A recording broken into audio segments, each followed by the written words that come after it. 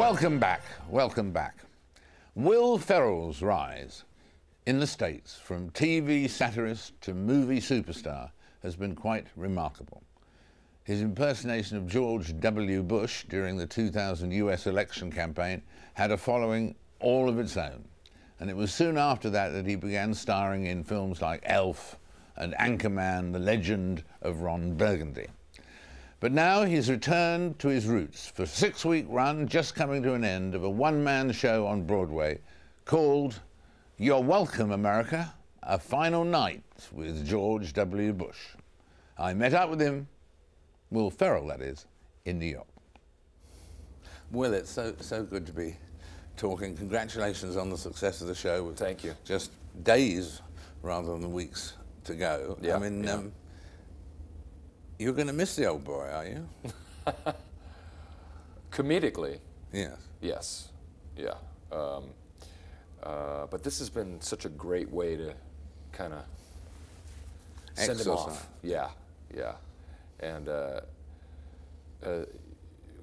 which it's ironic because I stopped doing Saturday Night Live in 2002, and so I really haven't performed much as Bush, and so this all came as about a bit of a lark in a way.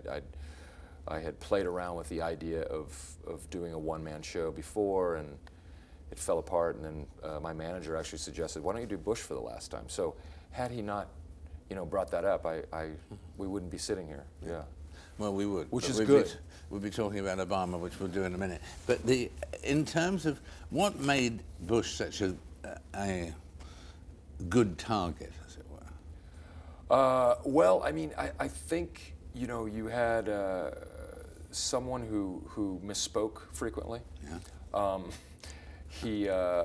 And also this kind of essentially what was a fraternity boy who had kind of become president. Really, it's a guy who's kind of petulant at times, who a little bit of my way or the highway kind of approach to his his policy, and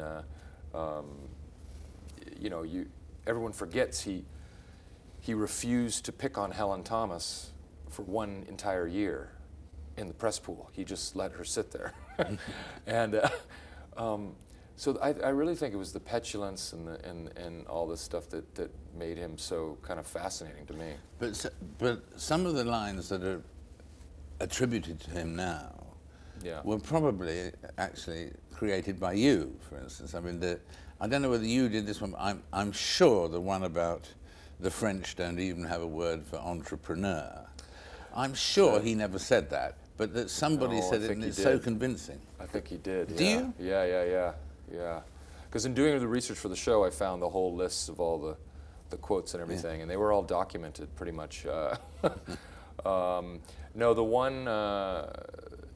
the one word or phrase that we were able to kind of contribute to the lexicon was strategery. Right. Yes. Yeah. So they would. Then we found out later they would use that in their meetings. We're going to have a strategery meeting. Yeah, and, yeah. But yeah, it was very interesting in the sense that I was either accused or applauded of actually, by some people, by actually helping him win the election, the first election, or get close, because people said they found my portrayal to make him, in a weird way, kind of likable, and which I don't know. I never put much credence in it either way. But. Had you focused on any political figures before George W.? No. In fact, I wasn't really known in our cast for being someone who had that as part of my repertoire. I had done. Well, I had written a sketch called Janet Reno's Dance Party. Yeah. So I would perform as Janet Reno, the former Attorney General, which was just me in a dress, which anyone could do. You could do that, David. Yes. Yes, I'll let you go first. Yeah. Okay. But so yeah, I wasn't really known for that sort of thing, and there was a member of our cast, Daryl Hammond, who was kind of like the go-to guy for all these impersonations, and he had an excellent Al Gore waiting to go, and Lorne Michaels, the producer of Saturday Night Live, said, "Do you want to do Bush?" Just as kind of like, you in the room here. You want to do it?" And I said, "Sure, I'll try it." And that's kind of how it started. So it's really kind of funny. And I thought I would perform Bush for, you know, see him through November. Yeah. It'd be a close election. He probably wouldn't win, you know, coming off of Clinton's popularity and everything. And so little, you know, I had no idea I'd be playing him for the next. And there were people who thought you had an effect on the Yeah, election. yeah, yeah.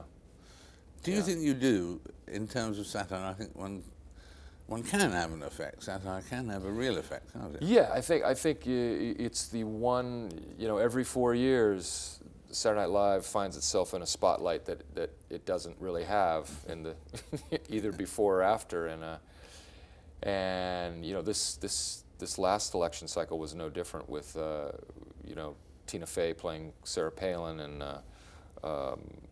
Playing the Will Ferrell role. Yeah, I guess so. Yeah, yeah, and I actually came on for one of the shows that they did, and we did a sketch with myself and Daryl playing McCain, and we did a whole sketch about when a vote for McCain is a vote for me, and so as Bush, I was saying, so when you're in the voting booth, picture this face right here. And later, all the news shows and everything was like that. That summed it up perfectly. It was yeah, and that had. That so would it did have, yeah. So yeah, I think that show can kind of shape people's views. What about the problems or the challenges? I mean, you've got films to make, and Before You Sleep, in the words of Robert Frost, my namesake. Right. Namesake. But I mean, in terms of, if you're confronted with having to do 8 weeks or longer of Barack Obama, that's much more difficult, isn't it? Because the very fact that he's black means that some things will be seen as bad taste, Sure. and so on. Yeah, and people, this is the honeymoon phase when people will see it as negativism or something. It would be difficult. You're lucky not to have to do Barack Obama, because he'd be difficult, wouldn't he?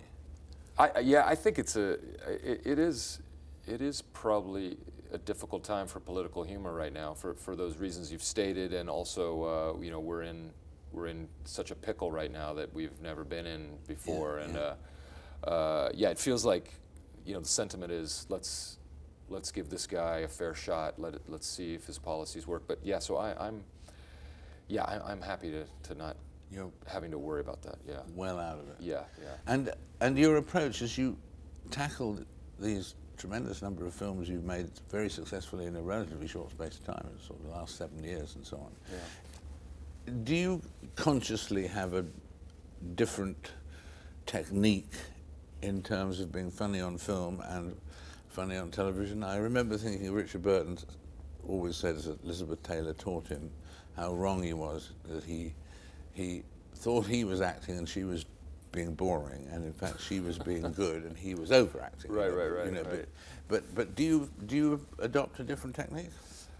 You know, I don't know if I do, in a sense. I think coming from a sketch comedy background was really, you know, I always called it this amazing comedy boot camp where you had to learn to do any sort of type of performing, as well as work with any type of personality, and so each of the films I've done is really I just strictly approach it as to whether I think it's funny, whether it feels like it's something different than what I've done before slightly, in terms of the character and that sort of thing, and then you know, you always hear these stories of movie sets being tough places to work, and people getting upset and throwing things and locking themselves in trailers, and so my main goal in terms of my approach is just to always have a good time, and that will translate and show up on the screen in terms of when you watch a comedy. So that's kind of my biggest kind of guiding thing. And what's your big ambition? You know, doing this show on Broadway has really kind of been one of the more satisfying experiences of anything I've done so far.